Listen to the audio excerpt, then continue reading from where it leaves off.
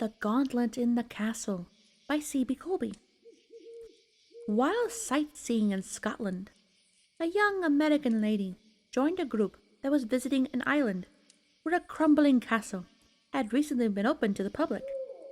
As they approached the castle, the young lady noticed that a huge cloud overhead looked like a pair of gauntlets reaching for the castle menacingly. She called it to the attention of the others in the party, but thought no more about it. The unusual cloud formation soon faded away.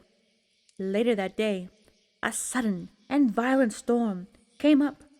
Because the trip back to the mainland was too rough for their small boat, the sightseers were forced to spend the night at the castle.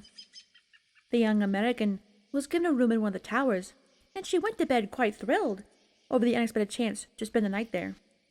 Awakening during the night, she was surprised to see a pair of white gauntlets on the floor by her bed. The gloves were surrounded by a halo of light that illuminated a crest embroidered in red silk. As the bewildered woman raised her eyes from the strange sight, she was even more startled to see a tall, dark young man looking at her from the shadows beyond the gloves. At her gasp of surprise and sudden terror, both the glowing gloves and the young man vanished. Perhaps, she thought, it had been a dream, inspired by the gauntlet-shaped cloud she had saw earlier. She didn't mention her ghostly visitor to anyone. Several years passed. In New York, she met a young Scotsman and married him. Shortly after their honeymoon, he received word that a maiden aunt had died in New England, and the newlyweds had to go there to close the house. It was very run down and dilapidated, with hardly a sign that it had been lived in. The young bride occupied herself by poking about the attic.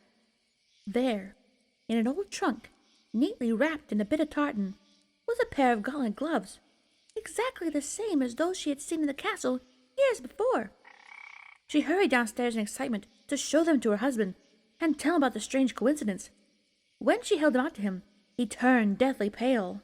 "You should not have touched those." Then he vanished for the second time.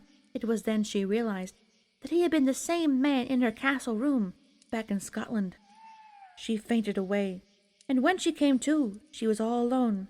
Even the furniture had disappeared.